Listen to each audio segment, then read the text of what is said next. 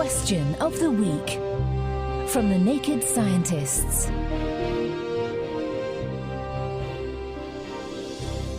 Hello and welcome to Question of the Week from The Naked Scientists with me, Dr. Hannah Critchlow. This week, a youthful-sounding Kevin from California asks, how much of us is the us that we are born with? Hello, Naked Scientists. I'm 57 years old. I was looking at a baby picture of myself, and I wondered how much of that me is still left in the current me. Do I have any original parts? In other words, how much of the baby that was born in 1954 is still a part of me, apart, of course, from my cherubic looks? Have I hung on to any of the 18-year-old that I once was? What would be the purpose of all this tissue replacement, and what processes manage it? We spoke to Kirsty Spalding, regeneration expert at the Karolinska Institute, Sweden. So for starters, in the brain, most of the nerve cells that you're born with will be the ones that you have when you're older, although we do continue to lose nerve cells as we age. There's very little areas in the brain that actually make new nerve cells in adulthood. Also, the lens capsule in the eye, this is also not turning over at all.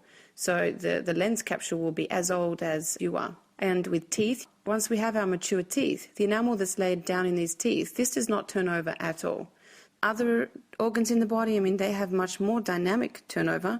An example of this is fat. We replace 50% of our fat cells per year.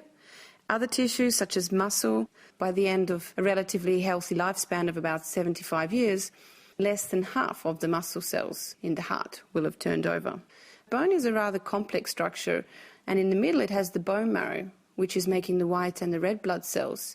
And here this is a highly proliferative area, such that millions of cells are being born per second.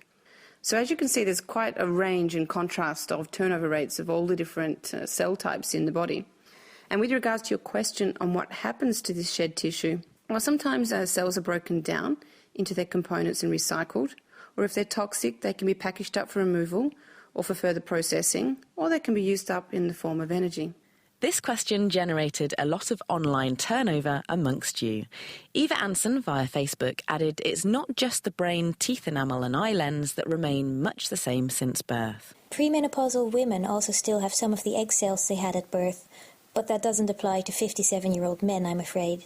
Imartful and Cheryl agreed on the forum, adding that since every egg that a woman will ever produce is already formed when she herself is still in the womb, then a woman pregnant with a daughter is not only carrying and nurturing the next generation, but also the physical beginnings and genetic inheritance of her grandchildren. With that regeneration issue resolved, we turn our baby-born eye lenses to gaze into space and ponder this question. This is Björn Faller from Stockholm, Sweden.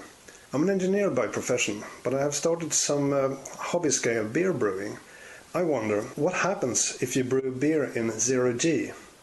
So is it possible to brew up a booze cruise in outer space? Send your thoughts on this quandary to chris@thenakedscientist.com, tweet @nakedscientists, write on our Facebook page, or join in the debate on our forum, which is at nakedscientist.com/forum. The Naked Scientists Question of the Week, brought to you in association with the Houter Wissmann Foundation, supporting science and education from Alpha to Omega.